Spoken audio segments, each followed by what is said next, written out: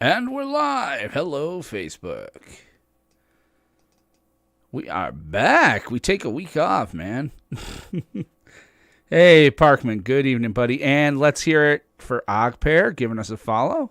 So, thank you. And did you hear the bling bling? Okay, that's okay. We can live with that. All right. So, let's see what we've got going on here.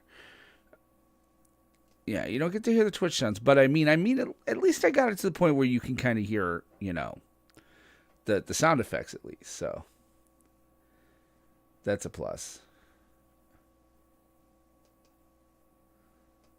Yeah, that's the trick. Recovered is definitely the way we'd like to think of it. So, oh, that's what's happening. I'm like, why is my Twitch not on the dashboard on my television? Because I was just looking at our Twitch page and not the dashboard. So yeah, because that's if anything happens to the stream, I can at least, I've got the thing up there. So okay, I think we're pretty good here. You have your Audacity open? Because I just realized I didn't have mine open. All right, slides are up. Yeah, actually I probably should have the slides ready to go in a window, don't you think? Oh shit, I never even checked that. Hold on. Let's make sure Will did this right. We're going to take a minute here. So this is all patron stuff anyway. So yeah. Let's see. I hate that it just doesn't let you click on things. It's like in a Word doc, if I click a freaking link to a slide deck, it's just going to take me there. Google's like, what do you want to do with this? It's like, what? I'm clicking on it. What do you think I want to do? Yes. Park is saying he can't hear you. Oh. That's okay. I'm kind of okay with you. No. Let me see. Let me figure this out. All right. Let's see. Why can you not hear him? Oh. What is it that's not happening? All right. Zoom is going out through... Are you just going right into my ears? Yeah, you're just going into my ears. That's probably why. Yeah. Which is fine. I just have to configure desktop audio probably to... Oh, maybe that's it. Hold on a second. Is it that why? Let me try this.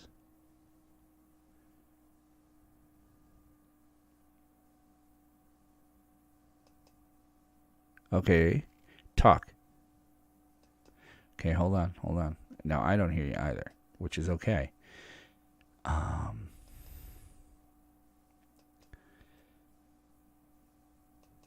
I'm on it. All right, that doesn't work. Shit. Now what the is? Oh, is it because I said this too? All right, talk. Oh wait, I have to set you back to where you were.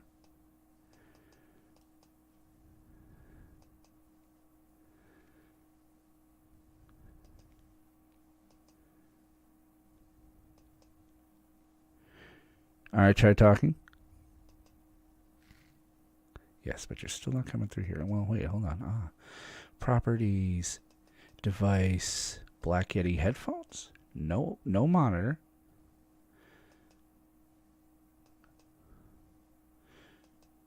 Black Yeti headphones. Now try talking. Magic Lagoon. Hey, there you go. Now you're on this thing. Yay. Thank you, Parkman. No, we know, Della. It was a problem with the...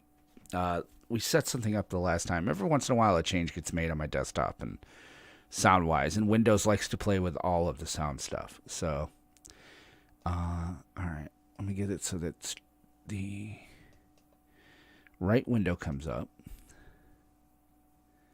Zoom meeting, Google Slide.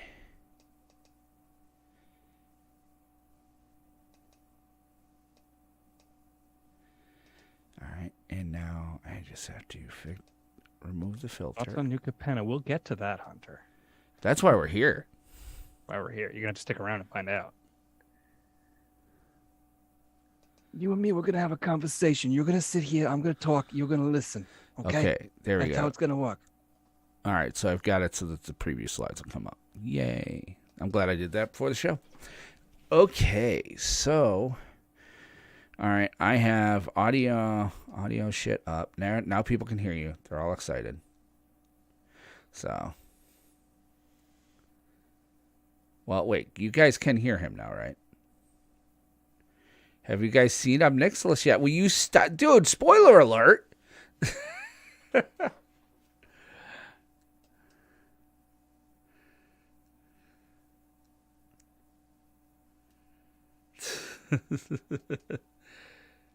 We did, but not now. Okay, so they're talking, so this is good. All right, so they can hear you. They're responding to you. All right. Yay. All right, so. All right. I think we're in a good spot here. So. Oh, wait, I didn't check the sound on my recording, so. Good. And now, Aramis is not muted again. Well, what? Aramis isn't muted. I'm watching talk, Aramis. Oh, yes, you are. I know why you're muted again. No, wait, talk. Yeah. Yeah, exactly. Oh, it is what it is. Windows changed, because now I just looked at what usually works, and they changed the name of the speaker, and instead of Black Yeti speaker for inside of Streamlabs, it said numbers, long numbers, numbers, long numbers.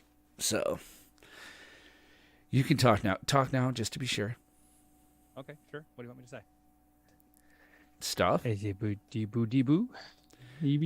you're a little soft. I'm gonna keep talking because I want to make sure you get a good level. Yay, saying words. All right, good. Cardboard thingies that do stuff and cost money. All right, they should hear you now. So much money. So, all right. Good. All right. Well, all right. Now we're good. All right, rock and or roll. I can hear him now, and they're saying here with an E-R-E. Okay. All right, I'm ready for this mess. Are you ready? I swear, dude, if you move your mouth and you don't make words come out, I'm just going to beat you. Damn it, Aramis. Unmute your microphone. I got you. You didn't, but I'm like, I know I've made no changes. You son of a bitch. I'm just checking to see if you're paying attention. Of course I'm paying attention. Oh, snap. Just start. Yes, we're late because Aramis has to be clever. So this is why we like him, though, because he's clever.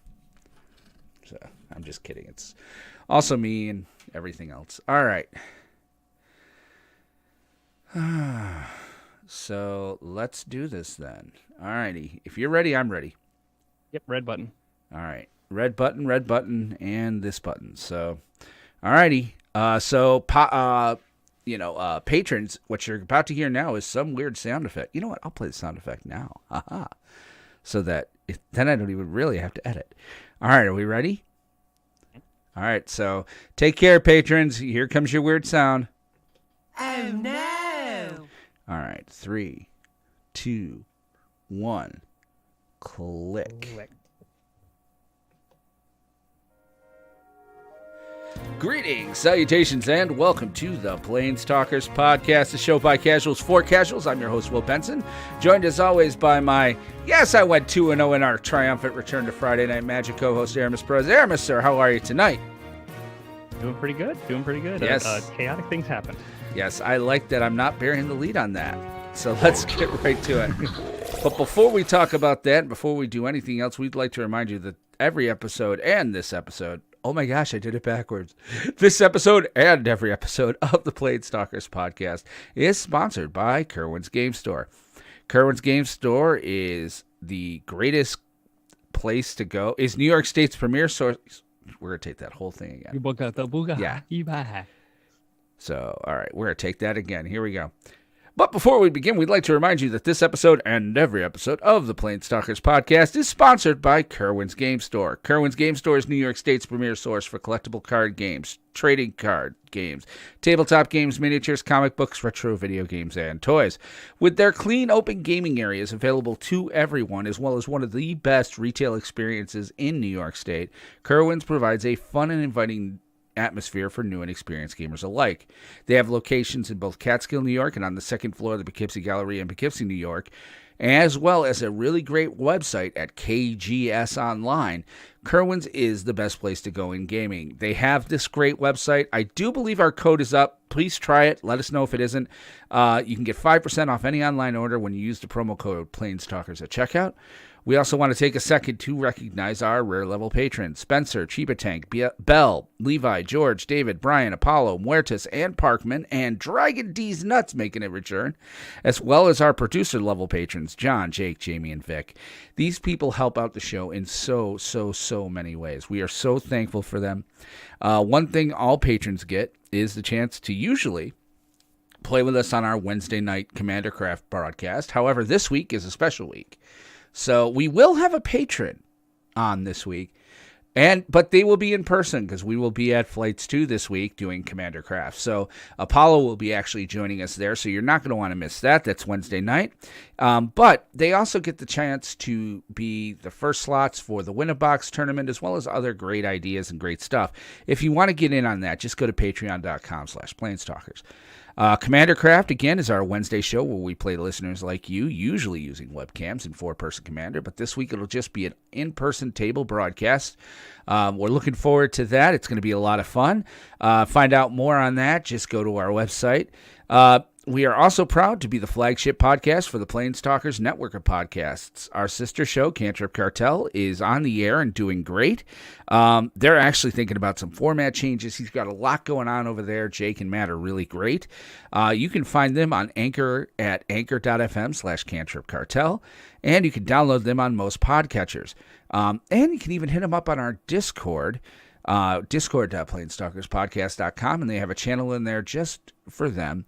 Finally, we're proud to announce, well, not announce, but remind you that we are a part of the Geek to Geek Media Network. This is a great network of geeky podcasts, gaming videos, book reviews, everything else. They've got a ton of great content. It's all dedicated to promoting positivity and inclusion, as well as just showcasing some really great stuff.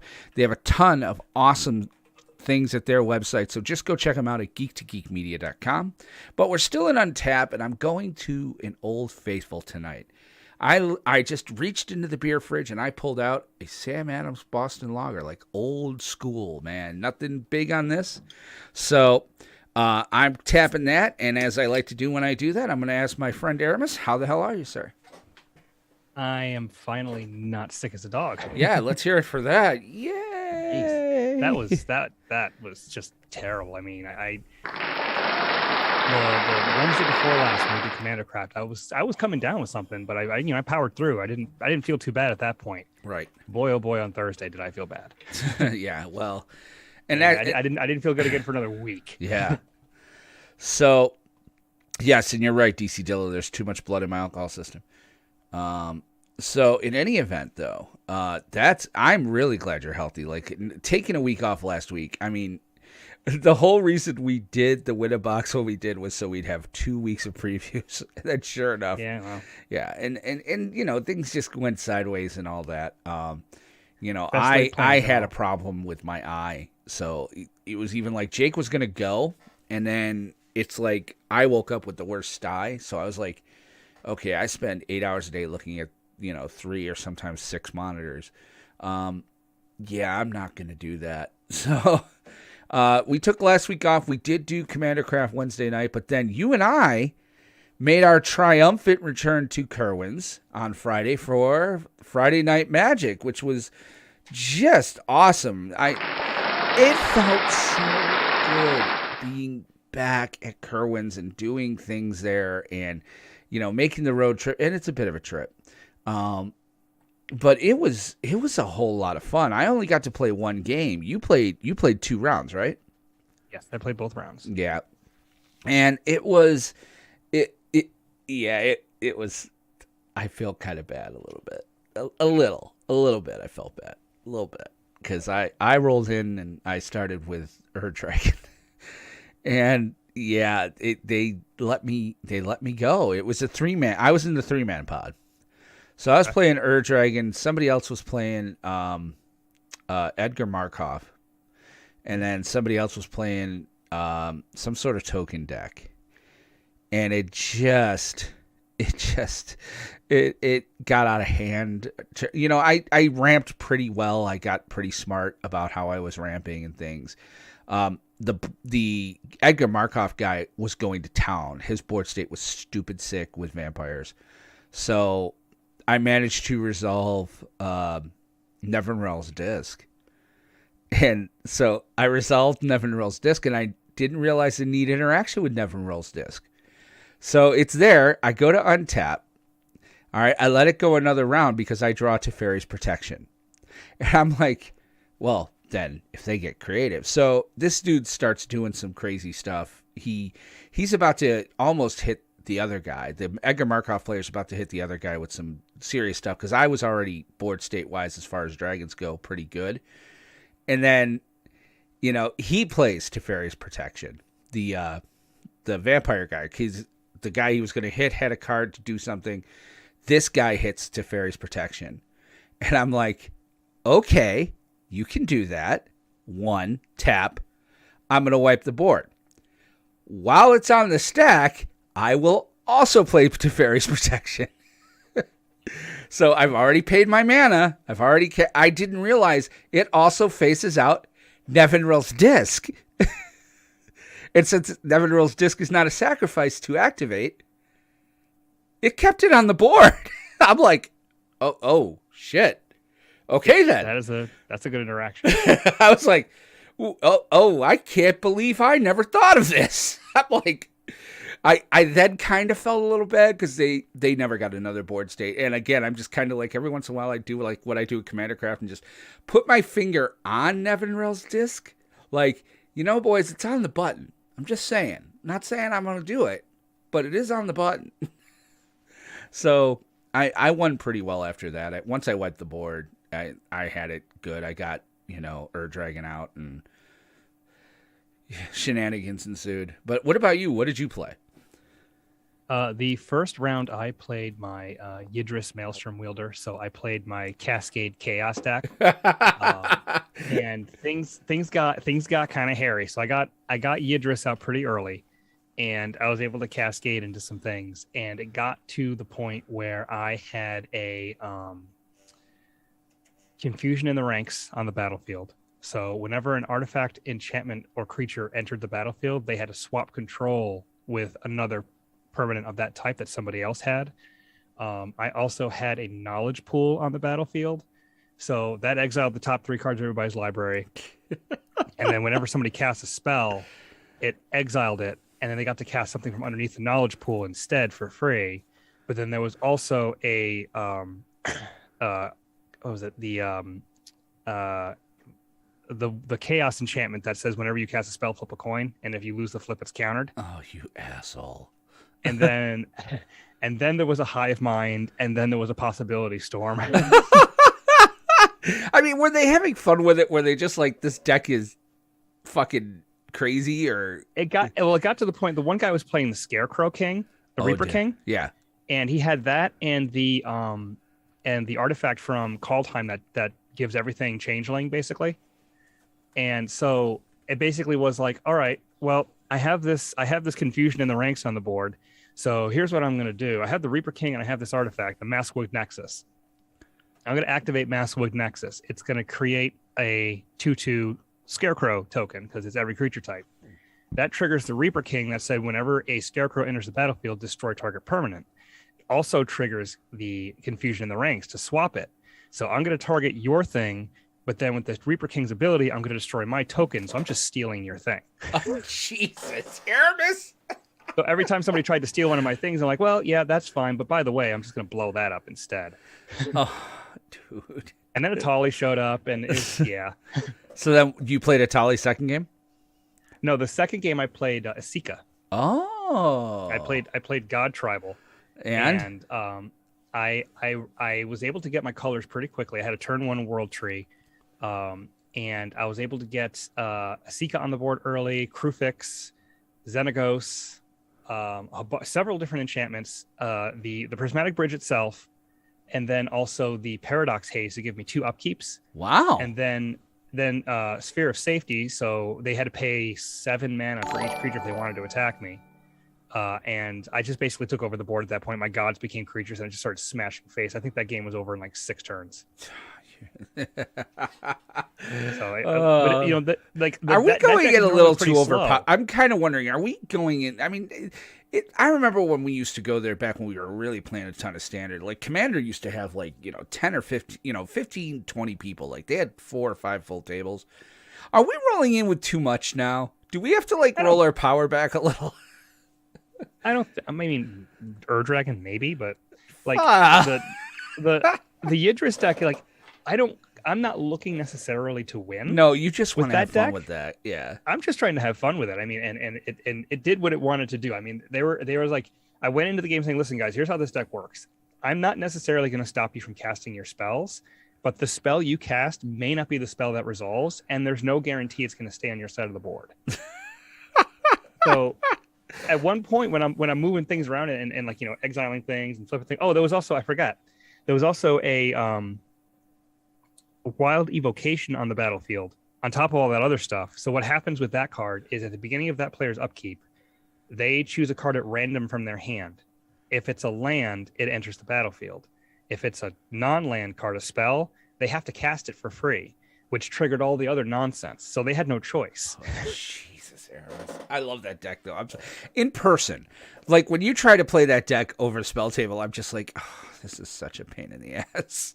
It's so much fun, though. It is such a fun deck. So it's probably going to be in the regular rotation for Friday Night Magic because I don't really get to play it too much. I mean, you might play it Wednesday, I'm assuming. Well, I don't know. Well, it's kind of casual enough to where Dave should be I played it the last time we were at Flights for regular Commander. Like the first time we were at Flights, I played it. So I might not play that there.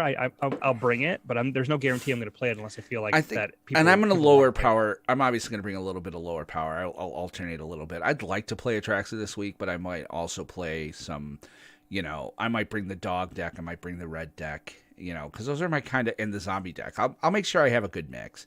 And Apollo, if you're listening, man, yeah, you got to come in with medium casual level. Don't roll in with the hardcore competitive stuff because Dave gets salty.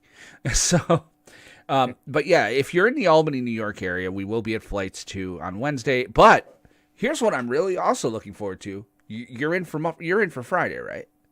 Oh yeah. So we're going to be pre-release at Kerwin's. So it's a crazy week. We're on tour this week. Yeah, that'll be your first pre-release since what, Theros? Yeah. Since Theros. No. Theros, weren't we in quarantine for Theros? That was the last one. Then yeah, we did it. We did. Because Ikoria was the next set after that. At Ikoria we were in quarantine. So yeah, Theros. I mean, I'm looking forward to it. So so that's kind of what's going on with us. I mean, the Planestalkers is going on tour. So other time, DC Dilla, wait, are you up here? Are you here? Are you in town? That's hell yeah, dude. Show. Keep losing internet, stupid storm. It just keeps casting the same spell over and over again. See what I did there? See what I did? Yeah. That's why I'm funny. So let's kind of talk a little bit. Let's go from untap to upkeep. So we've got a great show tonight. We're going to be doing State of Standard. Obviously, we're going to talk some Streets of New Capenna previews tonight as well. That's going to be kind of the bulk of our main one. Main two, we're going to touch on. I don't know how much time we'll have for it, but we didn't do it last time, and I really missed it. and especially this set, because this is going to be a 3-color set. We're going to do our usual pre-release primer.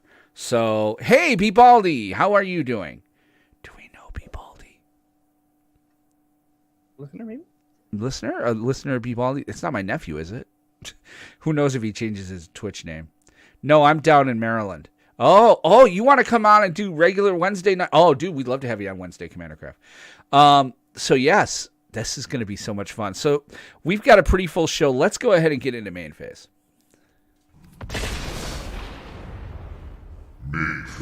And this is the moment when the host realizes he didn't open MTG,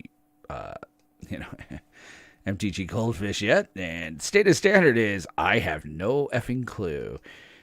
I don't think anything's really changed. It's pretty much like the calm before the storm again. This is the lame duck week. Yeah.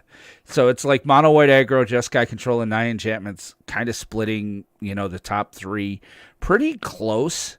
I finally, by the way, I did open the Wandering Emperor. I got the Wandering Emperor from my prize pack this week. Nice. Yeah, I was pretty happy. Nah, it's Jay Blade from Planet Texas. Oh, okay, Planet Texas. Nice. Well. So let's see here. We got mono white aggro, Jeskai control, Orzhov mid range is kind of rounding that out, and they're all kind of sitting pretty close together. It is. It's a pretty lame duck. Yeah. The top 5 the top 5 decks are, like you said, they're all pretty close together, and it's standards in the best spot I think it's been in a long time. Yeah, because you have an aggro control combo mid range. Like, I love it. Dear God, yes. I am so happy right now. So standard's in a good spot. Standard is a very good spot. So the state of standard is standard. It's in a good Things spot. Are going. The state of standard is good. Yes, but folks, things are about to go bye-bye. I think we might see mono red come back. I'm just spoiler alert. How is the new set looking for this weekend? Baldy, stay tuned. That's going to be our pre-release primer in the second half of the show. So that's kind of the pre-release primer there. Let's kind of get into some card previews because I really do want to talk a little bit about some of the stuff there. So, and I'm switched the screen here. So Streets of New Capenna it's now pre-releases this Friday. All right. It's been talked about, but I have to say one thing I'm very excited about is that guess what hasn't happened? And guess what's not happening tomorrow? It's not coming out on Arena. Hallelujah. God bless America. Thank you, Wizards. Thank you. We don't want it on Arena yet. We want it to go to LGS's. So, guys, again, we said it when we heard about this. I cannot encourage you guys enough. I cannot say it enough. Please, if you have any way at all to get out to your local game store this weekend and support them doing pre-release, please do it. All right, please. We want to send Wizards a message. We want this to be the most successful pre-release they've had in years so that they stop throwing things on Arena. All right, so if you have the time at all, most stores have multiple events, try to go. I can't encourage you enough. Even if you can't go to the store and buy a couple of pre-release kits, okay? Like, make this a real big weekend for the LGSs so that they report to Wizards how successful it was because we want to keep this going. Are you in agreement there, Aramis? Or? Yeah, this is no-brainer, slam dunk. I mean, if we knew that this was the tip of the iceberg to what the new competitive play scene was going to look like when they first announced this, I wouldn't have believed it. Right. So, all right, let's get into the previews. So the chat's kind of gone away because I needed the real estate. So, chat, keep chatting. So let's take a look here. We've got Aramis and I are only going to do 3 cards apiece. Here's the thing, folks. We're 10 days into preview season, and it finished up last week. And Aramis and I know that. We couldn't get our show out last week. We're not going to try to make our listeners listen to things they may have heard on 3 or 4 other podcasts, but we do want to kind of talk about cards that we really like. So, for a much more in-depth preview, listen to some other content creators out there. Go check Scryfall. Go check MTG Spoilers. Go read an article. Go check, Go check out some videos. Maybe not watch the professor's video today because he seemed to have a pretty dark view of things. But, overall, I think so. I know. So let's kind of get into that. And I'm going to start things off here. So the first card I want to talk about, this is kind of a commander card for me. And the reason I like it is that if you've ever played with me on Commander Craft, the first deck I ever built that wasn't really a quote-unquote net deck, that I kind of put together on my own with cards I had lying around, has been a Ren and Seri deck. And this here, hells yeah. Like, if this isn't going to be my commander because I still like the Ren and Seri, but this would be a card I will Worldly Tutor for. Like, this is a great card. So why don't you tell us what this card is? Yes, it's Ginny Fey, Jetmir second. It's for a hybrid red or green, a green, or and then a hybrid green or white. So Naya. And it's a legendary elf creature token, or legendary creature elf druid, 3/3. And it says, if you would create one or more tokens, you may instead create that many 2/2 green cat creature tokens with haste, or that many 3/1 green dog creature tokens with vigilance. Hell yeah. Like, I love this card. I do pay attention to you, Song Art East. Oh, let me. Oh my, we got both wives. So that's happening. So, and the soundboard's not set up here. Whoopsie. Oh, jeez. Oh, now I'm in trouble. She's like, he never pays attention to me. Oh, it did the... I see what it did there. Yeah, soundboard. And monitor and output. There, so I can hear it. Let's try that again. So first of all...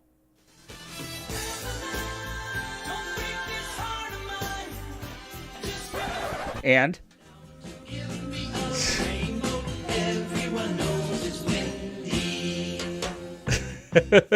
Hello, wives. So, our wives came in together. I don't think they did it on purpose. Maybe they did, but in any event, yes, they were cycling wives. Yes. So, I love this card. I think this card has a lot of upside. First of all, I also may build an elf deck around it. Move away from green and black and move much towards, because there are some really great red elves out there. So, yeah, but I mean, you lose out on a lot of the elf synergies because when you make elf tokens, they're not elves anymore. They're cats they're and dogs. That's true. But keep it with Ren and Seri. Yeah, Ren and Seri. This is a no-brainer, right? Like, yeah. Oh yes. It's a great card for that deck.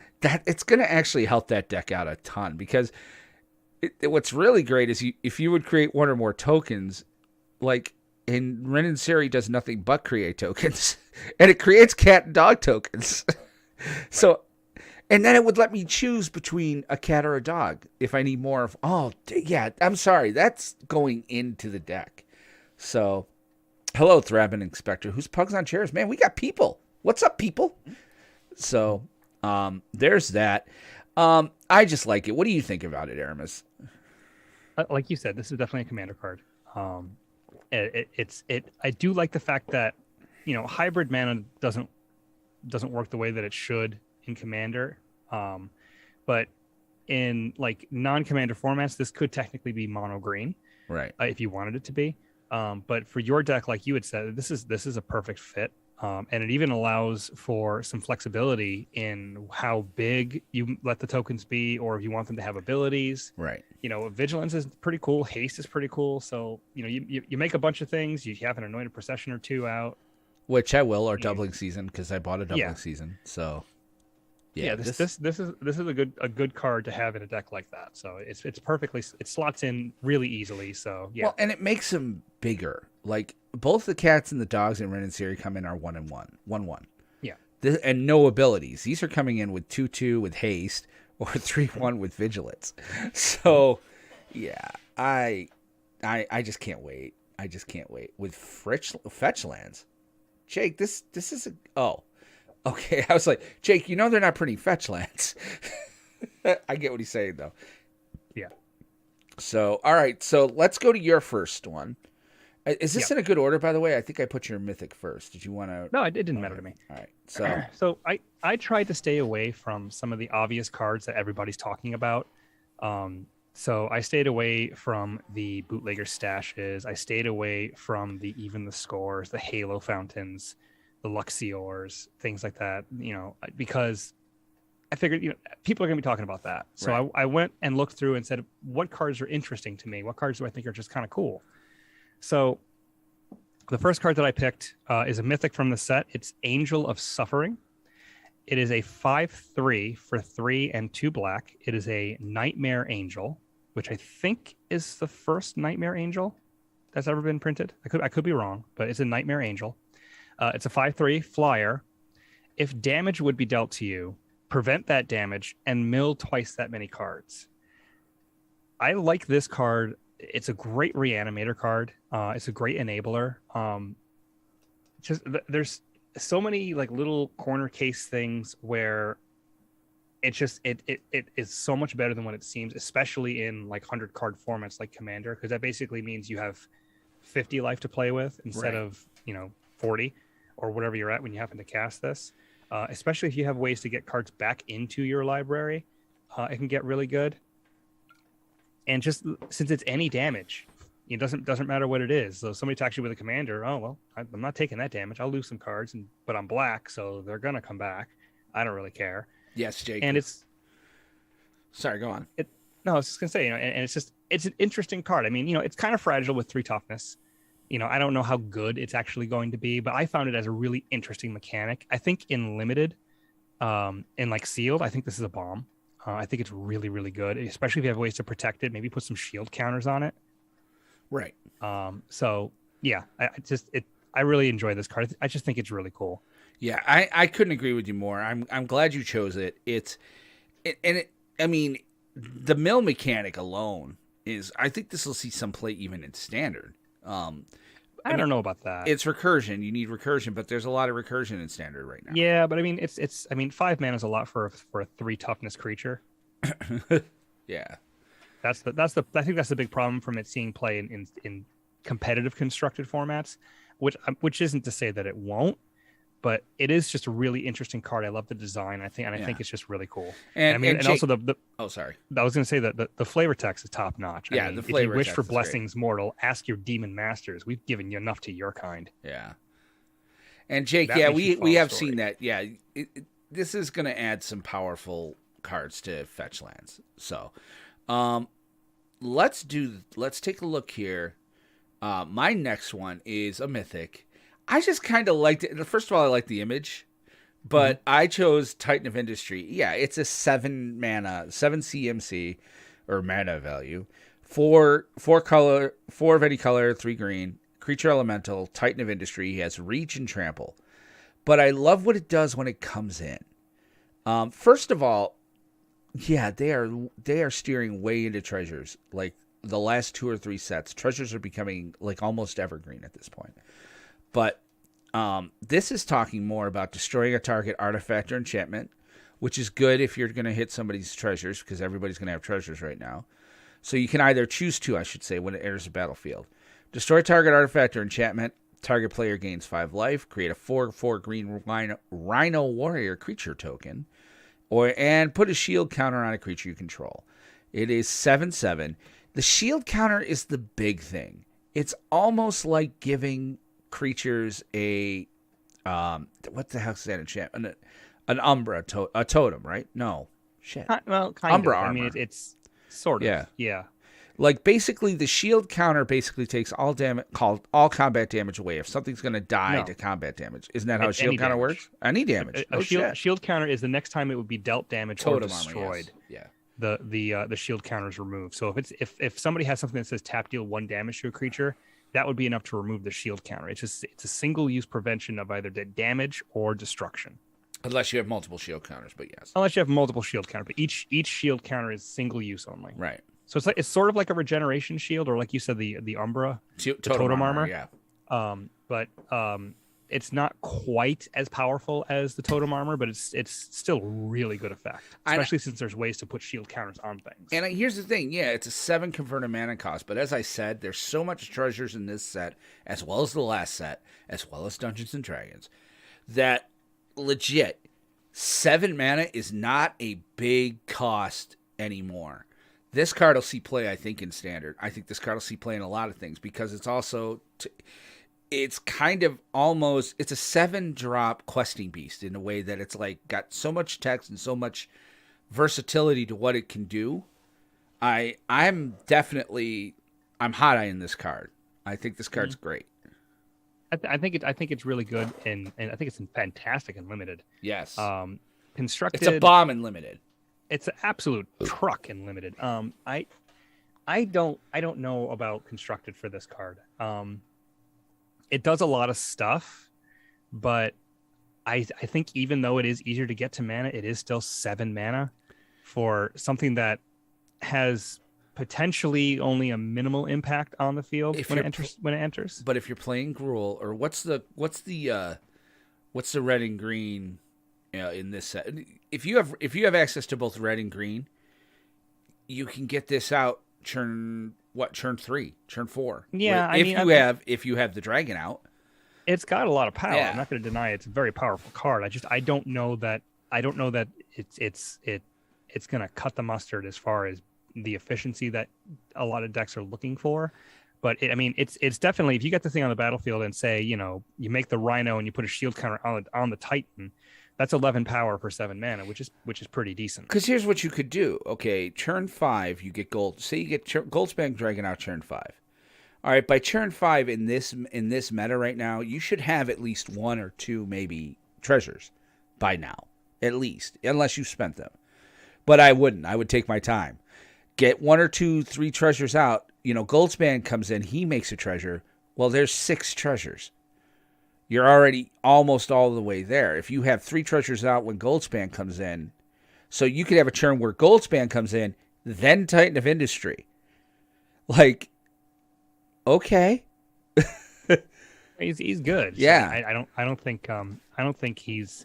I think it's hard to say if this card's going to make it. I have a doubt that it'll make the cut. I wouldn't be disappointed if it did, but it's pretty decent. Yeah. All right, let's go to your next one here. I like this card. All right, so the next card that I picked, it falls into the trope of very big black creature, hugely undercosted with a quote unquote drawback. This is Shakedown Heavy. It is a 2 colorless, 1 black, 6/4 ogre warrior with menace. So this is a big boy for 3 mana. It's not quite Rotting Regisaur size, but it's still a huge beater for what you're paying. And it has the ability, whenever Shakedown Heavy attacks, defending player may have you draw a card. If they do, untap Shakedown Heavy and remove it from combat. So the drawback on this is that, I don't get to punch you in the face. I get extra cards. Okay. Yeah. Well, I'd like to note for the record here that I've noticed a theme with your 3 cards. They all seem to be an Esper. No, that's I just picked cards that I thought were interesting. Right. Cards that you found interesting, which also just happened to be Esper. Well, because all the cards that I found interesting would be cards that everybody's already talking about that aren't in Esper. I know. But it's not. That had nothing to do with it. This card is nuts. This card will see play. I think this it's card. There's aggressive decks out there that this card will definitely see play, and just like that's got to be a really tough decision for the opponent to make. I mean, it's a Punisher card, so I would say you should be taking the damage or every time. But you hope to have. The problem is that at 3 mana, you drop this thing on turn 3. I mean, and you're swinging turn 4. You're swinging turn 4 with a 6/4 menace. It's going to be hard for the opponent to have 2 blockers that can trade with this. And since you're playing in black, you're going to have access to murder, to power word kill, right? To all these different other removal spells. And this big boy is going to get some work done. This is a bit busted. It really is. I love that card. I love the flavor of it. I love it. It puts the defending player on a choice. And yeah, okay, so you're swinging in for 6 on turn 4. You're correct. Okay, you do take the damage in Commander. You take the damage all day, But in a constructed format, You can maybe take 1 or 2. yeah. hits from Well, this here's the before it thing: even by really turn becomes a 4, problem. you may be down to in this meta. You could be down to 12 by turn Could 4. be, yeah. If there's a really quick like Orzhov or Rakdos aggressive deck that wants to slot this in, I mean, you that's going to be a hell of a clock. That is and a major choice, and then I think you do give him the card, which is just. It's such Which a is just as fucking bad. feel bad. It's such Yeah, a because the fucking feel one bad. thing, the one problem that aggro always has is running out of gas, and this basically says either I punch you in the face really hard, or I get more stuff to punch you in the face really hard. And imagine this thing's not legendary, so you can drop this on turn 3, another one on turn 4, and be like, "Am I drawing 2? Or are you And- taking 12?" Shocker, Dilla says it's amazing for Esper control. Yes, it is. Well, what I like about this card is that it's really powerful. It's not broken. No, It's not going to broken, see. but I'm definitely not making a bet about this getting banned. it's pushed. Yeah, It's pushed, but it's like you can still deal with this card. I mean, but it's just solid. It's a good card, this will definitely see some play. yeah. In all formats, definitely standard. This could be a You get- build around card for standard if you can drop 2 of them. Yeah, but you get to talk about broken nonsense next. Yeah, I'm going to talk some broken nonsense. So my last card is Obnixilis, the adversary. Nobody saw this coming. It is every other podcast has talked about it, but damn it, I want to as well. It is a red, black, and 1 colorless. Excuse me, there. Planeswalker, legendary Planeswalker. He's basically he has a new keyword ability called Casualty X.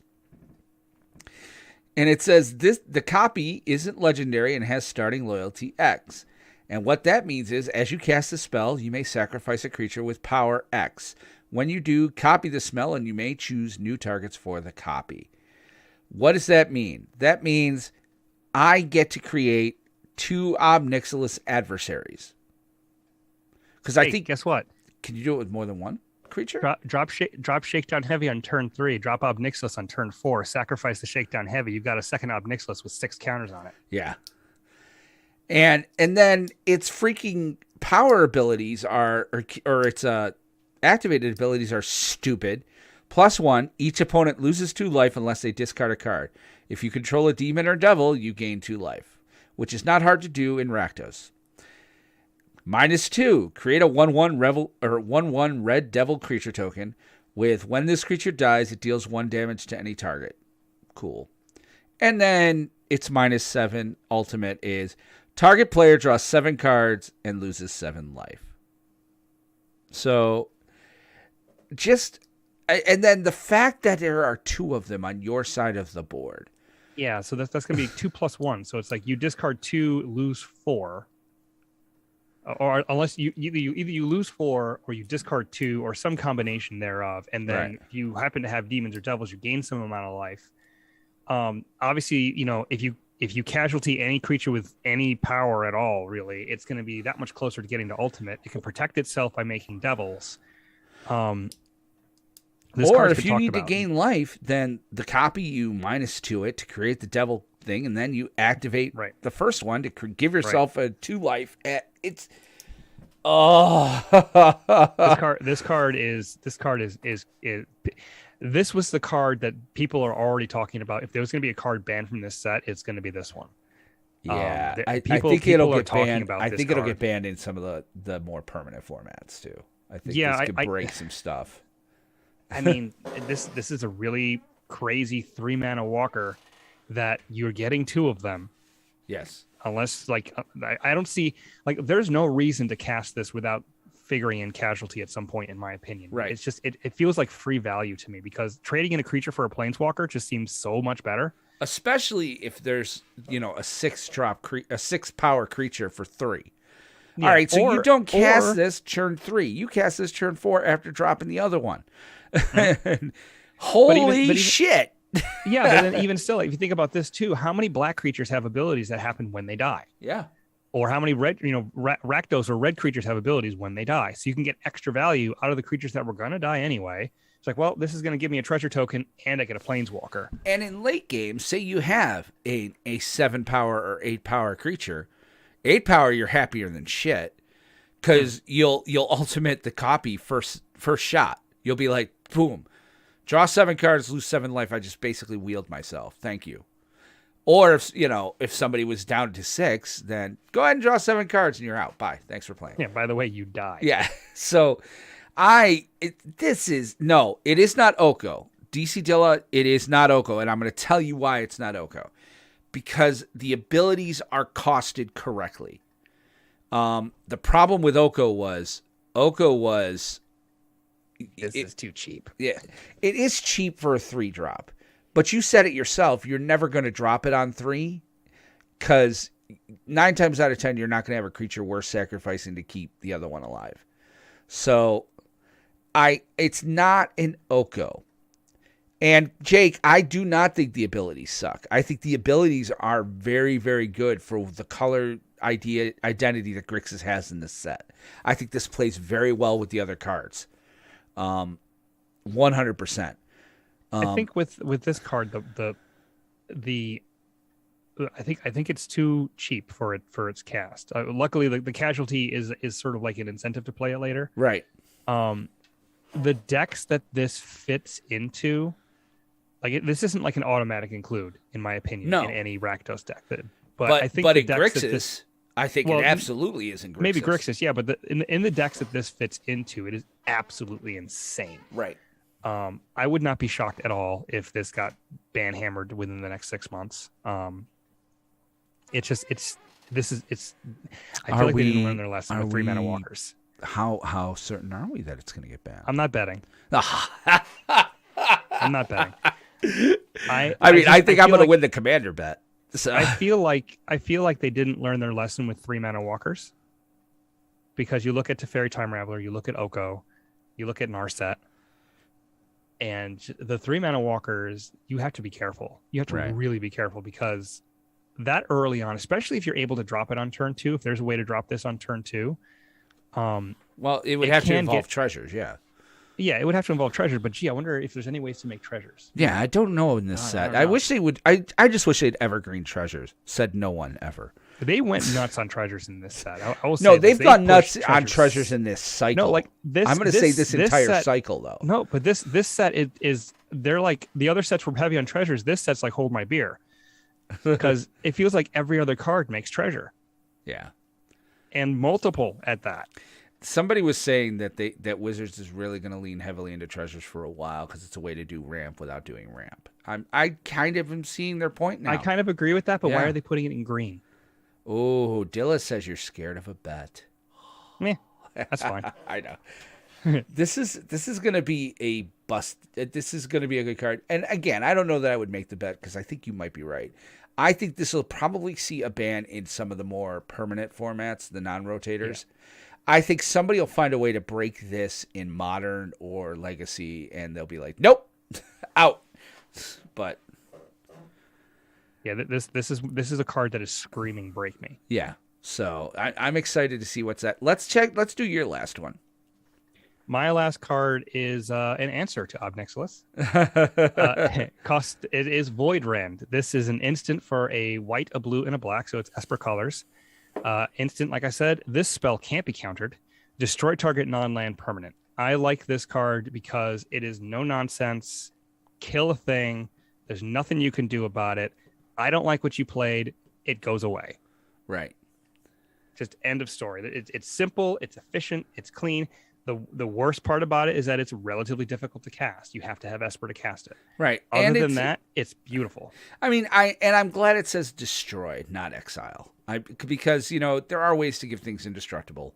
So it's not an automatic, but it is. I kind of wish it did now that you mention it. But this is still this is still a really, really good card. I think if you're in the Esper colors, you should be playing this in some quantity, because it's a no nonsense answer to just a thing. Okay, it doesn't hit lands, but that's just because they don't like hitting lands anymore. Right. But it's instant speed, so it's just a really solid card. I think overall the set is very solid. There are some stupid cards out there. like I was mentioning earlier, the bootlegger stash, for those of you guys who don't realize, it's a 6-mana artifact in green that gives your lands the ability to tap to create a treasure token, which is, I just think, is just Busted. why Why? would you put that in green? Green doesn't need this kind of help. Yeah. And I thought artifacts were supposed to be like not a green thing. I thought green was supposed to hate artifacts, but we have, the Great Henge. well, we have not the Great Henge, but we have Gnawtooth. Yeah. We have this thing, which puke out treasures at some absurd rate. Yeah. This is going to be...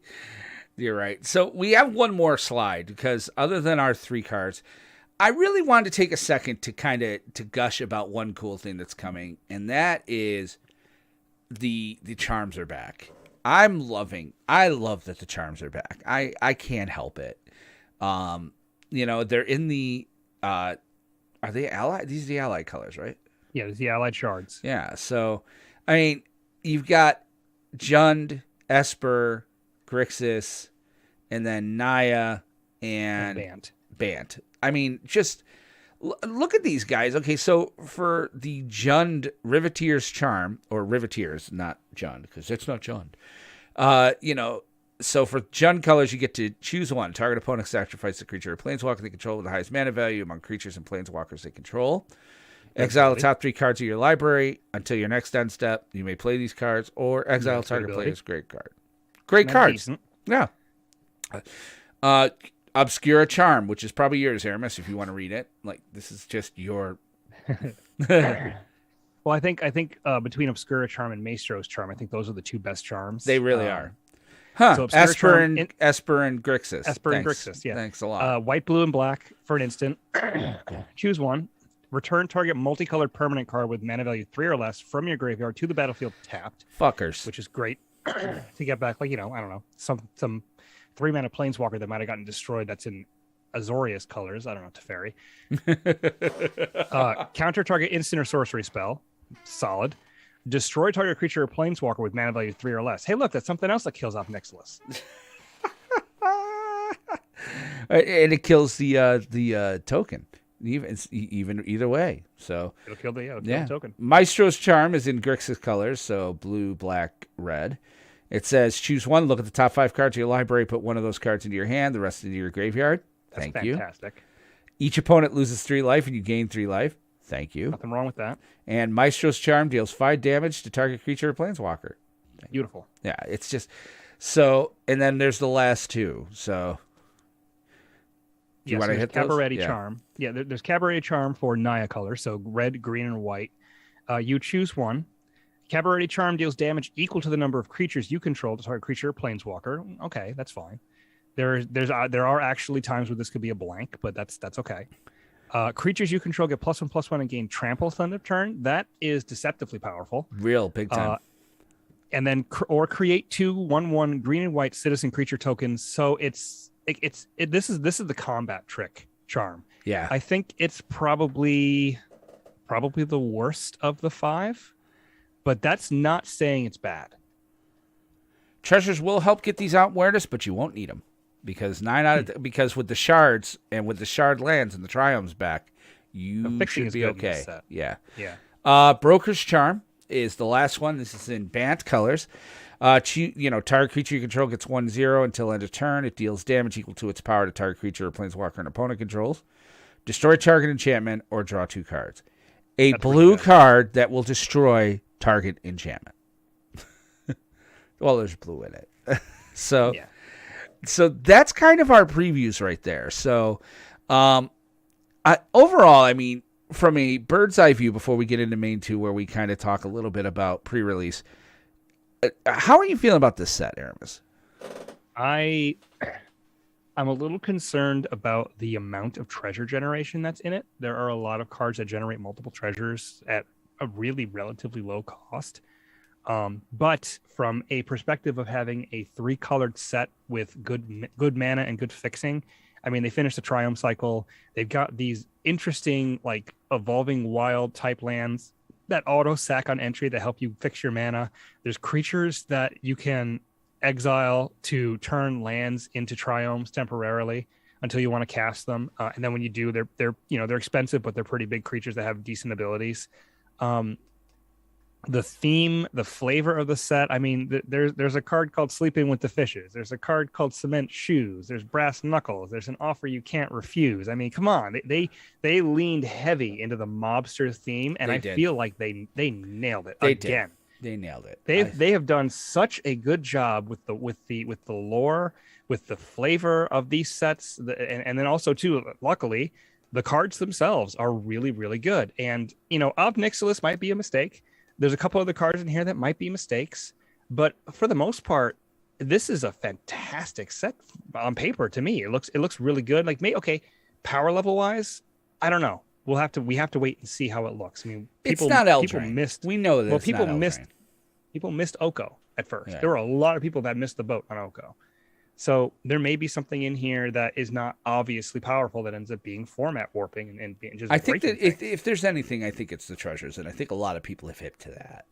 That's I think the one problem that I have is that there, again, like I had said before, there are a ton of treasures in this set. I mean, there's a card that generates 3 treasures a pop. There's the card that turns your lands into treasure generators. There's just treasures for days. Yeah. And I can see where that could be a problem. Like I got to be honest with you. I mean, why wouldn't you, if you have that card out, why wouldn't you every turn, on my end step, tap the rest of your land for treasures? Like, yeah. Like, I mean, like yeah. the whole, playing optimal Magic is spending as much of your mana every turn as possible. But this is it's not on the same level of it, but it kind of reminds me of Wilderness Reclamation a little bit, only because it's kind of a mana doubler, but it's a little sneakier in how it does it. So it's sort of like it's a mana doubler, but you have to invest to get the mana later. But then when you have that mana, you have, just piles of it just sitting there. And luckily they made it cost 6, so it's not going to drop as early as Wilderness Reclamation did. But I'm a little concerned about it. I know that it happens to be right now the Chase Mythic. Right. Like I guess for the pre-order price for this card is close to $50 already. So people are really, really high on this card. So we'll see what happens with it. I mean, I know in Commander people are going to be snapping that up. Yeah. All right. Yeah. So that's kind of where we're sitting right now. Well, let's go ahead and pay some quick bills. So don't go away. Don't hit that 30 button if you're listening in your car. We'll be right back after this. When toxic culture has you down. When you're just looking to laugh and have fun. Kick back and enjoy watching a video game. Or just make some new friends. It's time to visit the Geek to Geek Media Network, a community of podcasters, streamers, and bloggers. Well, more of a family than a community.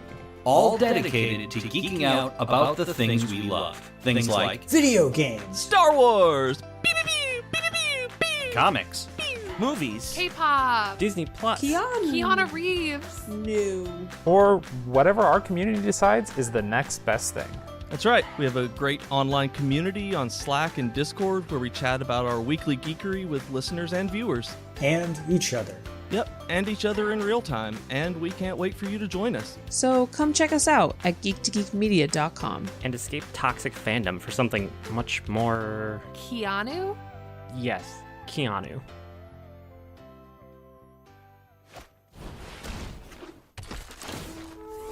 Combat phase. And we're not doing combat, so back to main.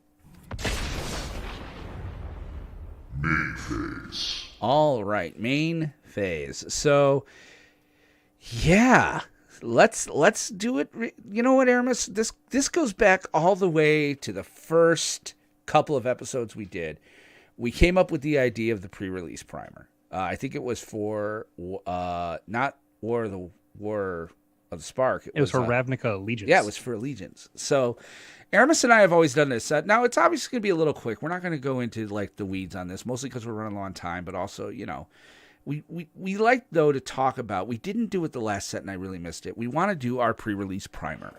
So as many of you know, Friday is pre-release, or Saturday. This weekend is pre-release. Pre-release usually consists of, you go and you get a pre-release kit. It's usually full of 6 regular draft booster packs that you would then use to create a sealed deck. There's a little bit of a twist this time, in that because the color identity is so tied to this set, that you have to kind of pick your poison, as it were. And what they do is they're going to, I guess it's seeded, right? Or is it the best way to word? There's one seeded pack. So typically with a pre-release, you get six draft boosters of whatever set. So for Kamigawa Neon Dynasty, it was 6 draft boosters of Kamigawa. For what's gonna happen here is you're gonna get 5 boosters of Nuka Penna, and then depending on what family you picked, the crime family you picked, you're going to get one seeded pack that is skewed towards that family. So you're going to see if you pick the Riveteers, you're going to get more packs that are going to that 6th pack is going to be leaning more into Jund colors. So you're more likely to open a Jund rare or Jund uncommons, or just cards that care about black, red, or green. Right. It's not a guarantee though. That the other 5 packs will be able to support that. I'm going to go out on a limb here. No. After doing this now, we've done this 3 times, these seeded type packs. Mm-hmm. And I think I've opened at least 10 pre-release kits. I think I've played the seeded colors twice. All right. Do not. Keep an open mind. Yes. If you go and get the Riveteer set, be prepared that if you open, something busted in white or Esper or, okay, be ready to pivot, because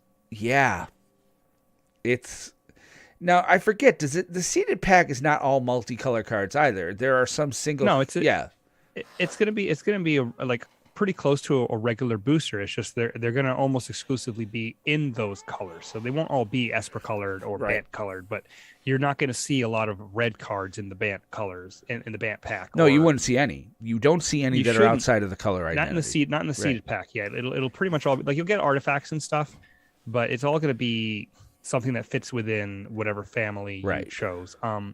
But as is always the case with sealed events, it's entirely dependent on what you open to determine what you're going to play. Right. So like Will was saying, okay, you might be in Brokers, but what if you open up Nixilis? Does that mean you're switching over to Maestros? Yes. Or at least red and black. You might just play Rakdos. You don't limit yourself to the shards either. I think the rules still apply. As much as there is some great 3-color stuff, when it comes to sealed, in my opinion and in my experience, less colors better. If you can roll a really good monocolored deck and you open enough and I mean really, really, really good, that's going to be hard to do. It is going to be hard to do in this set. But at the very least, you should be able to make a dual colored deck with a splash. Because always be aware of the flowers. Always be aware of the pips on the top of your card. If you're tricoloring, if you're trying to play one of the triumphs, one of the shards, avoid, 2 black, a red, and a green. Try to avoid things which is going to require you to mana, dual or triple per color, because especially in sealed, think about it. You're probably playing with 20 basics, and if you're lucky, 3 non-basic lands.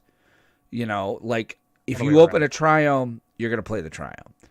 But I mean, you're going to want to try to, your mana base is going to definitely be the most important thing in a set like this, because it's heavily skewed towards multicolor, and especially 3-color. Right. But there's common tap lands, there's the common fetch lands, there's the triumphs, there's the creatures that I told you about that turn other lands into triumph, and there's treasure tokens up the wazoo. So there's fixing there. So I would not be surprised at all to see a lot of 3, 4, or 5-color decks. I think it's going to be viable. Yeah. But it's all going to depend on what you open. If you open nothing but good red and green cards, well, I mean, you're red-green. You could splash black or you could splash white. Right. So that's kind of it. It's like, and obviously the chase cards is like things like Ob Nixilis. Yeah, you open one of the family bosses, you probably want to be in those colors. I think even if you open the White Planeswalker there, shoot, what the hell's her name? Elspeth? Elspeth, yeah. Like, be ready to, do that. And I mean, if you open the green card that taps for treasures, fuck yes. You're playing green. Just play green. I don't care what other colors you have. That's going to be a bit of a win more card, but yeah, you should not want for mana if you end up getting a bootlegger stash. And also, by the way, it pays for your pre-release. Yes. Remember when I opened the freaking the foil fairy there during the one? Oh, the Brazen Borrower? Yeah. Foil borderless Brazen Borrower. It was the showcase. It was a showcase. But that was the first set the showcases came out. So that was beautiful. I could have got $250 for that card that night, and I didn't do it. I still kicked myself in the ass for that one. But I love that card. I love that card, though. But yeah, it's it's a lot of fun. And that's the other thing to kind of talk about is that understand this. I mean, yeah, if it's Friday or Saturday. Saturday's the one where people tend to feel like it's a little more competitive because it's not Friday night. Here's the thing, guys. It's not competitive. Sure, there's a prize pool probably, but just have fun. Like that's what pre-release is for. It's for enjoying the new set and having a good time with it. And this one will be different too because since the set hasn't come out on Arena, there's going to be a lot of people who haven't gotten reps on playing sealed with this. So there will be more instances of wait a minute, what does that card do? Yeah. Obviously hand sanitizer. Don't forget we are still in a pandemic. So, mask if you're comfortable wearing one, if that makes you feel more comfortable. Obviously, like you said, hand sanitizer, wash your hands. But I'm looking be safe. Yeah. I'm looking very much forward to a lot of the stuff that's going on. I'm probably, for me, I'm looking at either Grixis with a second of Jund, I think. For me, this is what I want to try to go. What about you? Do you have any? You're going for Esper. I know you. No, I don't have any preference. I'll take whatever's available, honestly. Yeah. Well, I think we're going to get there early enough. If I'm feeling something like when I get there and I decide, okay, maybe I feel like playing this today, then I'll lean in that direction and maybe see if they have one available of that family. But for the most part, like with these seeded ones, I'm just like, just give me my packs. I'll build what I have. You mean you're not gonna order one of every type? No, I don't know. I don't think so. Yeah, it might depend on supply too, because if the pre-release does well, they might sell out. Yeah. So I'm very excited. So anything else we want to talk about with the primer? Just pay attention to your lands. Pay attention to your removal. Don't get too hung up on your rares and mythics if the colors don't support it. Yes, and you can build a good deck with uncommons and commons if that's where the power is. Yes, and what usually happens with me is I end up building 2 decks. Yeah, I don't understand how you're able to do that every time. And then every time we do it, the one I think is the really good one, I lose my shirt on, and then we play the second one, and it's like, oh wait, this one's actually better. Yeah, so just it's about having a good time. Make sure you buy sleeves, guys. Still sleeve your cards. I'll have to buy a new set of sleeves for this week. So yeah, I'll be buying sleeves this week. Yeah, I'm looking forward to it. But I think that's kind of the Win-A-Box is still going on. We're down to our final 4 is half done. So we have our first finalist, which is I do believe. I think it was J-Grow. Let me double check though. And the other match is going to try to play, I think, by Wednesday. So hopefully we'll have our finalists, which means a week from Friday. We should be, we've just got a lot of content over the coming weeks. Our wives are going to be so annoyed. We've got a lot going on as far as, so Grunt made it in. So winner of Sir Hamilton and Og pair plays Grunt for the win. And then we'll probably schedule a day, Saturday afternoon or Friday night, where we'll just go through the videos. Some people are sending me videos. I think I got like 6. So, good couple hours. If you've played and you have a video, send it to us. But, other than that, is there anything else you want to kind of... Your Brazen Borrower was still worth $80. You want to buy it from me for 90? No, I have a brazen bar already. I know. All right. And on that note, why don't we go ahead and get to And while Aramis and I are putting our cards away, rolling up our play mats, taking the pizza boxes over to the garbage, because damn it, your mother still does not work in this Target, we want to remind you that we have a great Twitch channel. We stream all sorts of content on there. Just look up the Planestalkers podcast on Twitch. You're probably watching us on it right now. You'll see all the shows we do. We have a pretty good weekly schedule. We do it on both Magic and maybe other geeky games. You can also follow me on Twitch. I'm at Mindcrime73, and I'd love to see you there. So give us a like and a follow. Subscribe. And if you'd rather interact with us in a more real-time fashion, many of you do so every day. You can join our Discord. It is discord.planestalkerspodcast.com. It's a great community, a lot of great friendly folks there that pick up games of Commander, talking about decks, talking about other things going on in the world. It's awesome folks. That is where you need to go if you want to sign up for these Winnabox tournaments that we have. Or Commander That's Craft. also where you need to go if you want to sign up for Commander Craft and play with us on Wednesday nights, which is also a ton of fun. But if you want to follow us on Twitter, we'll try to keep up to date on things in the Twitterverse. You can find us at PlanesTalkerPod. All right, and my personal Twitter is at WR Benson. I mean, I'm really on there to follow my favorite band, the New Kids on the Block. Damn if that Donnie isn't just amazing. Love you on Blue Bloods, man. But you can also follow us on Facebook. I got a grin! Yes! It's always about just getting a grin out of you. Wait, what did you say? I wasn't paying attention. Fuck off. Follow us on Facebook. Go to facebook.com/Planestalker. Like and follow the page there. And don't forget, this we do have our playcast. We do Paper Commander live on Wednesday nights. It's called Commander Craft. Tune into all of our channel on Wednesday around 7 Eastern. This week we'll actually be in the store. So it's going to be very exciting. Hopefully we don't have the tech issues we've had before, but we're working on it. It's a work in progress. So check us out there. It's going to be on all of our channels. Commander Craft. Tell your friends. And Jake is requesting a quick shout out about a Making MTGO intro to MTGO video that he shot out. Yeah. You put that up in the. Jake is the one of the hosts of the Cantrip Cartel, so definitely check him out. Yes. And finally, if you'd like to email the show, there are 3 email addresses you can use to get in contact with us. The first email goes to both of us. That is podcast@planestalkerspodcast.com. Woo! If you'd like to email one of us directly, you can email Will. His email address is will@planestalkerspodcast.com. If you'd like to email me directly, the address is Aramis, A-R-A-M as in Michael, I-S as in Sam, @planestalkerspodcast.com. We'll read it on the show, even if it's bad. And on that note,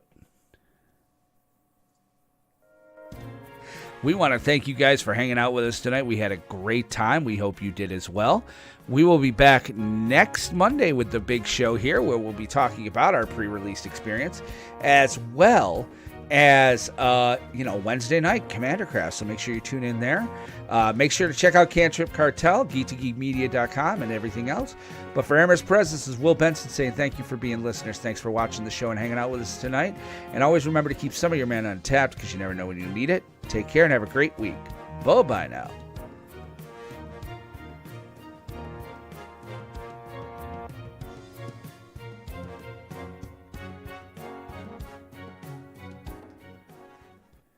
And we're out. I guess they were saying welcome back, patrons.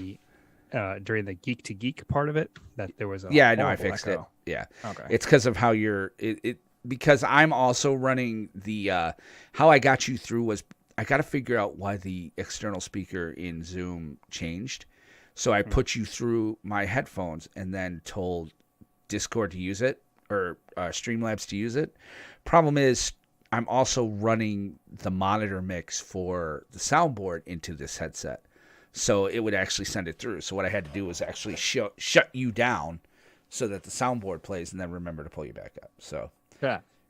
All right. So that's that was that episode. Welcome to the post game show. Okay. So yes, I will export mine. So yeah, have you? So you've got to be caught up on Picard. You were sick. I got to figure you're Yeah. caught up. Yeah. Yeah, I'm caught up on Picard. What'd you think? I super enjoyed the part where she's saying Pat Benatar. Yeah, I thought that was. I'm kind of digging the Borg Queen a little bit. I might be crushing on her a little bit. I've loved her sass from the first episode. Yeah, but I'm enjoying the show. Yeah. I'm really enjoying the pacing of the story and where they're going. I do feel like there should have been more. I feel like the Doctor should have been a little more surprised that Picard kind of blew up her defibrillator. yeah. But there are some. Yeah, I've got some problems. I've got some real. I'm seeing some of the holes. Spoilers. Like Data's daughter being like Soong's genetic daughter, and I know where they're going with it, and I love where they're going with that. I love the fact that they're kind of starting to play around with the idea of the genetic eugenics war happening later, but that also Data's ancestor is a part of it. Like, because I always they kind of have to, though, if you think about it, because of Noonian. Well, no, because the eugenics war already happened in old canon. Right. It was in the so 90s. they have to do it now. I get that. And Yeah. But I always thought it was a little awkward that it was Khan Noonian Singh and then Dr. Noonian's song or Soong. Mm-hmm. I was like, boy, those are a little close together. And I've always thought that, but I thought it was like just an example of shitty writing. I'm like, somebody sitting in the room going, Noonian Soong. How about that? Yeah, that's a great name, man. It sounds very Star Trek-y, and Ron Moore passes the peace pipe and we move on. And now they're kind of trying to make it work. That part I'm down with. I don't like they use the same actress for her. I think they're using the fact that the Romulan chick is a Romulan. I'm like, okay, Picard's friend has been a watcher and she's been watching the Picard family and she almost kissed him. I'm okay with that now. But it's just I don't like the whole Dr. Cristobal romance type thing. I think it's kind of, and not mentioning the temporal prime directive. Like, that's a big deal. Like, we've been told many times that the temporal prime directive is huge and you don't fuck with it. I mean, that basically tells me it's one of two things. Yeah. Either the writers have forgotten about it. I'm going to go with that because these writers don't know Star Trek. I know that. Or the other alternative is that what's happening hasn't violated it yet. Right. Which is more of a stretch. But I'm willing to go that route simply for the fact that I don't want to make my own problems with what may be happening with the show lessen the enjoyment of the story as it's being told. Right. And I'm with that. So. Yes, he was. The FBI guy was the same actor that was a temporal agent in Voyager. Yes. And I'm kind of wondering if that's how things in. Yeah, I'm kind of wondering. But the way that it ended, I mean, who's to say that these guys aren't temporal agents? Right. And that's listen, I'm good. I'm good with it. I'm on board. I'm going to watch this till the end. They've got me for season 3. I've already started my rewatch of Next Gen. Like I've started in season 1.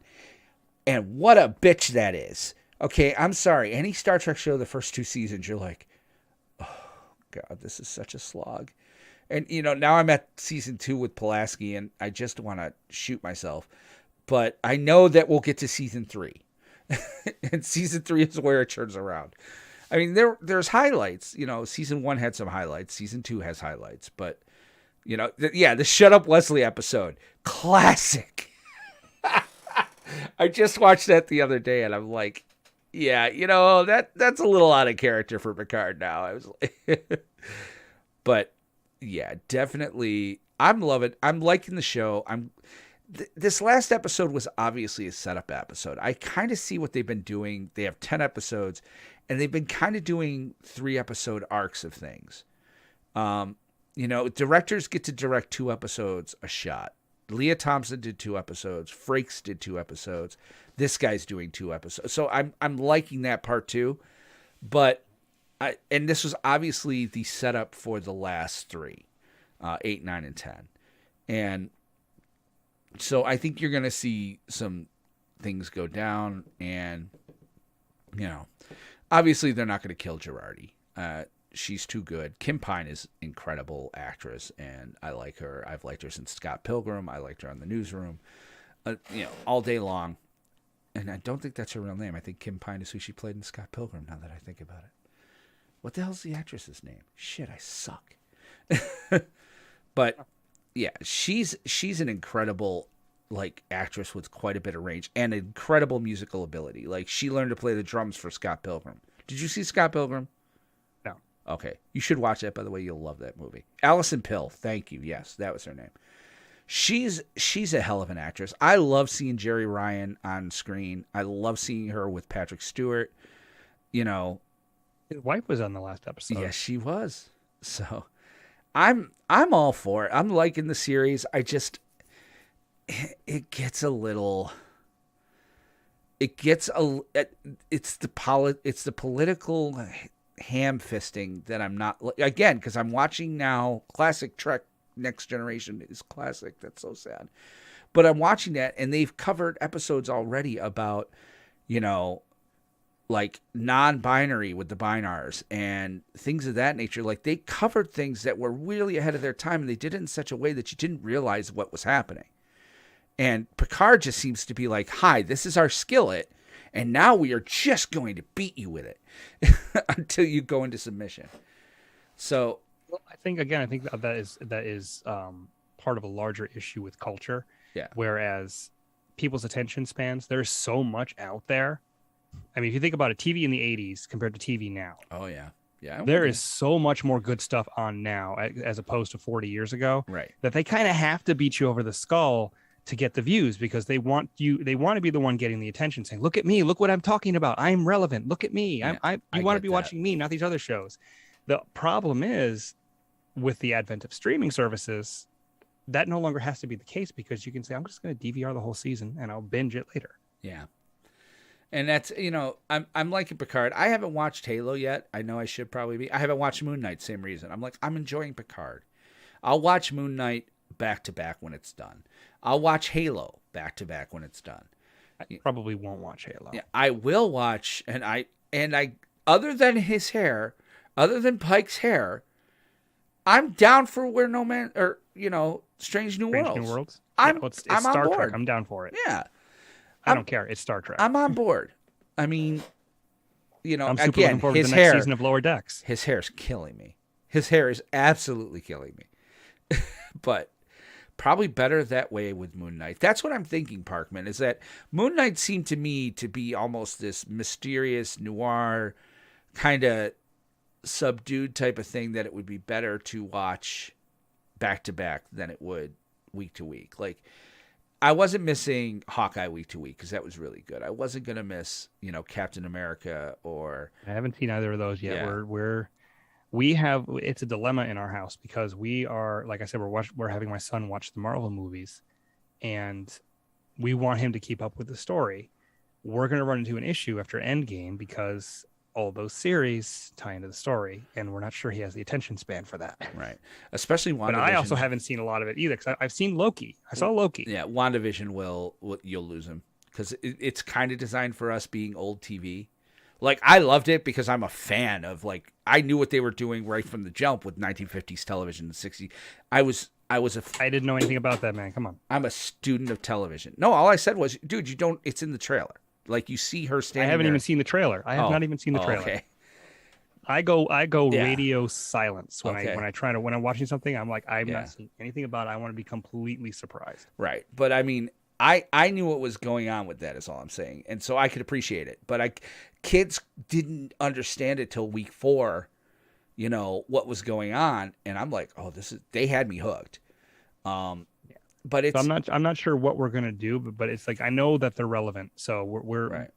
we're not there yet. We just finished Doctor Strange, so we know we're close, but we still got a couple movies left. I'm gonna a go couple Multiverse Spider-Man of stuff to Madness. do. I can't wait for that movie.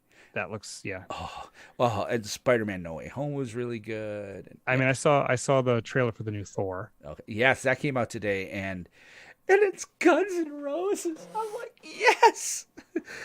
Taika Waititi. That's the only Guns N' Roses song that I like. Oh, I love every gun. Dude, I was GNR guy though. I hate hair rock. What? I do not like hair bands at all. Like, there's a couple of songs of theirs that are good for hair bands, but it's like for the most part, I'm like, get it away from me. How are we friends? I live in I've the been wondering that 80s for metal, years. man. I grew up with it too. I didn't care for it. Oh, it was good. I was so tired of poppy pop, and hair metal was like an oasis, as was grunge, where I was like, oh, thank God I don't have to listen to Boys to Men and NKOTP anymore. It's somebody with a guitar. But yeah, I'm looking forward to Thursday and stuff like that. So I will see you Wednesday. We will see Apollo Wednesday. Anyone I'll let you know else, what I'm man? bringing. Flights to in Albany, New York, man. It's this it's is fun- Kerwin's it's fun to show, meander. but I'm just we are going to be at Flights to in Albany, New York, and if you're around, man, we'd love to have you.